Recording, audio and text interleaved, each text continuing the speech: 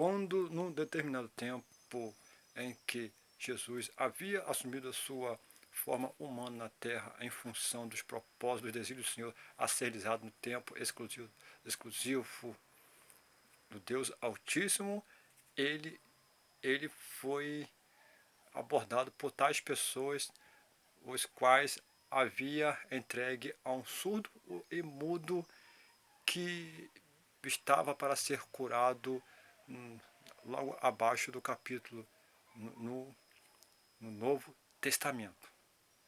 Durante o momento quando o Senhor Jesus, cuja tradução tem como sendo eu sou o que sou, pois é uma palavra grega, pôs a mão sobre ele, pôs a mão no alto, não sei como, não tinha visto, pode ser que fez em posição de mão, ou pôs a mão a meio afastada. Ele determinou a saída do mal, expulsou os demônios e houve a libertação daquele homem, daquela pessoa. Logo aquela pessoa passou a ver e a falar, não tinha o peso da incorporação do maligno, porquanto o reino dos céus estava dentro de Jesus e estava expandindo sob o âmbito do ambiente naquele momento em função do exercício do ministério messiânico da justiça deste, uma vez que ele já estava com grande poder e glória. Este reino dos céus era tão ministrada, era tão explanada, divulgada por Elias, cujos profetas profetizavam a seu respeito. Este Elias, nada mais, nada menos, era o João Batista, que viveu no tempo da contemporaneidade de Jesus Cristo. Este era mais do que um profeta, o mensageiro do Deus Altíssimo, mensageiro do anjo da aliança, Jesus de Nazaré. Ele muito profetizava acerca do reino dos céus. Este era o anjo mensageiro de Deus que muito profetizara acerca do mensageiro, acerca do anjo do Senhor, que era o anjo da aliança. Ele profetizava acerca do reino dos céus. Era o maior profeta de todos os tempos. Continua sendo, enquanto não existe aqueles que ainda não tomarem total atitude em postar-se como um grande profeta, ministrar por diversas vezes aquilo que o Senhor engendrar em teu coração. Este profeta, por nome João Batista, para corroborar a mensagem, ele divulgava esse reino dos céus. Então, naquela época, quando Jesus expulsou os demônios daquela pessoa, vítima da atuação maligna do reino do império das trevas, o poder estava em ação. Esse reino dos céus que estava dentro de Jesus estava dominando o ambiente onde ele se colocou como rei, o rei dos reis. Ele é o rei do reino dos céus. Ele dá poder e autoridade aos seus discípulos e seguidores daquelas gerações e posteriores, a fim de assumir uma liderança no reino espiritual quando se fala a respeito em desfazer a obra dos demônios. Não se preocupe se alguém vai blasfemar e atribuir aquele trabalho espiritual, aquela obra que você realiza, ou a expulsão dos demônios, ao próprio príncipe das trevas. Não se preocupe. Antes busque mais o Senhor, ou não se alegre, não se deleita muito, não se regozije se porventura você está expulsando os demônios, ou há de expulsar os demônios na autoridade de Jesus Cristo. Antes fica contente, antes se congratule-se com outros que está fazendo a vontade do Senhor, em saber que o meu nome está escrito no livro da vida. Hoje você é um pecador, cometendo pecados constantes, sempre subsistindo na atuação do maligno e sofrendo maiores consequências, amando depois. Deus pode te tomar segundo a tua atitude em se comprometer com a obra do Senhor. Mas se você está na presença do Senhor, não se preocupe, porque todos aqueles que te apontar, te acusar, é dizer que você está expulsando os demônios em nome do demônio, ou está fazendo maravilha, ou cura, alguma coisa do tipo, concernente ao reino dos céus, atribuindo a demônio, eles estão perderam ou hão de perder, hein? A salvação que é gloriosa quando se fala a respeito de corpos imortais na redenção daquele grande dia do arrebatamento. Então, para que preocupar-vos? O que hão de falar a respeito do teu empenho na obra do Senhor? Persevere, continua. Se desviou, se tirou a sua concentração no tocante aos dons que você exercia no Reino dos Céus, toma posse imediatamente. Não se preocupe se porventura Satanás colocou mensageiro dele ao teu lado para te perturbar, ou se botou um joio dentro da igreja, porque o joio não está somente na igreja, o joio está em todo lugar do mundo, pois o mundo é um campo. O trigo é a plantação, o joio é semente do maligno. Deus quer salvar a todos. Ele não foi falso hipócrita contra os perversos, aqueles que permanecem na maldade e na injustiça, deleitando segundo os prazeres da concupiscência da carne.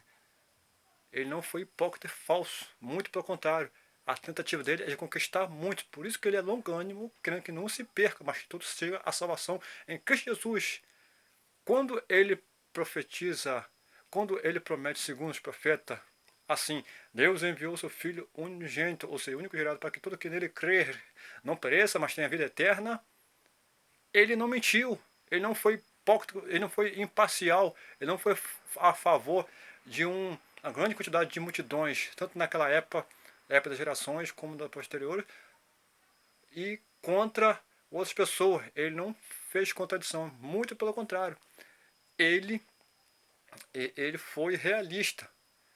Depende de nós, de todos aqueles que exercem os seus trabalhos profissionais, seja no setor produtivo, setor industrial, setor de construção civil, seja no setor de ciência, que for. Deus quer apenas de você, de nós, que se arrependemos. Se cometermos algum mal contra o nosso próximo, deve esperar a repreensão e não zangar. Antes, se arrepender e pedir perdão para receber o perdão daquela pessoa e receber o perdão de Deus. Você não pode esperar que a pessoa te perdoe e tomar atitude de retaliação. Aquela pessoa não me perdoou, aquela pessoa não me ama. Eu gostava daquele fulano, de Beltrano, Ciclano. Então eu vou provocar uma revolução, vou fazer um motim, uma sedição, vou lutar contra este, até acabar com ele ou com ela. Não é assim. Você, aquele seja quem for que tiver esse mau desígnio nos pensamentos, há de perecer e sofrer muito mais consequências, sofrer muito mais, pois o jugo do mundo, uma vez que é tomado sobre si, acaba te trazendo para iminentes sofrimentos deploráveis, ainda pior do que antes. Quando a pessoa assume a responsabilidade de adorar o Senhor e procurar sempre se concentrar perto do Senhor, ele vai aliviando. Os mandamentos do Senhor não são tão difíceis, também não são tão penosos, mas também não são tão fáceis. Ele vai aliviando. O que ele prometeu? Vinde a mim, estou cansado e oprimido, que eu vos aliviarei. Eu sou manso e humilde de coração. Meu jugo é suave, meu fardo é leve. Fardo é carga, ele é manso. E ele pode te aliviar. Dependendo da sua chamada, o sofrimento pode ser maior. Mas uma vez que todos nós, procura observar o mandamento do Senhor, ele vai aliviando, segundo a tua chamada, a promessa que está sobre você. Porque Deus te chamou, te selou com Espírito Santo e te fortalece e te reveste de poder a fim de te constituir um instrumento poderoso na mão dele. Ele te chama para ser mais aqueles que está enquadrado na expansão do reino dos céus. Tantos impérios foram destruídos. O Império Romano, o Império Carolíngio, o Império Bizantino, o Império Romano, outros impérios, o Império Turco, Otomano, outros impérios, todos extinguiram. Mas o reino dos céus subsiste para sempre. O reino dos céus permanece para sempre desde o anúncio de João Batista, cujo a chamada era Elias anunciava a esse respeito do reino dos céus. Uma vez que você estiver usando para Deus, este reino dos céus estará sobre você, estará no seu interior. Então, por isso que você deve almejar o nascimento em Cristo Jesus como um tesouro preciosíssimo, porque o novo nascimento está associado ao evitar a pecar e não pecar, não pecar e viver na vida com Cristo. E não pecar, não retroceder, fazendo como um cachorro voltando para o seu próprio vômito. Antes, pelo contrário, sempre se renovar na presença do Senhor e ter a força rejuvenescida na presença do Senhor. Porque se você confiar no Senhor, não há de se cansar. Correrá, não vai se fatigar. Voará como águia, e o Senhor vai te dar força para você resistir os dias maus, e você será mais que vencedor, adquirindo campanha vitoriosa mediante o uso da fé pela qual tu conquistará a graça crescente em teu coração. Porque você precisa da graça. Eu preciso da graça a fim de alcançar a justificação. Sem a graça não tem como a salvação. A graça é dom do Senhor.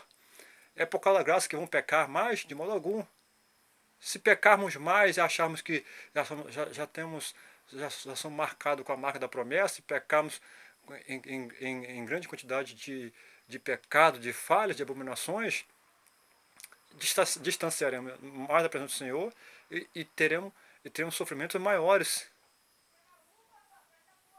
É por isso que a pessoa tem que se acordar logo, imediatamente, a fim de alcançar a promessa do Senhor e ver e entrar no reino dos céus, consistindo no amor, crescendo nos dons espirituais, associando a fé com o conhecimento da palavra de Deus, com a virtude, com as graças cristãs no tocante à piedade, misericórdia, fraternidade, ao domínio próprio, mansidão, entre outros. Desde já eu vos agradeço por esse momento em que você deixou eu ir na tua casa segundo a autoridade do Senhor conferida à minha pessoa. Amém?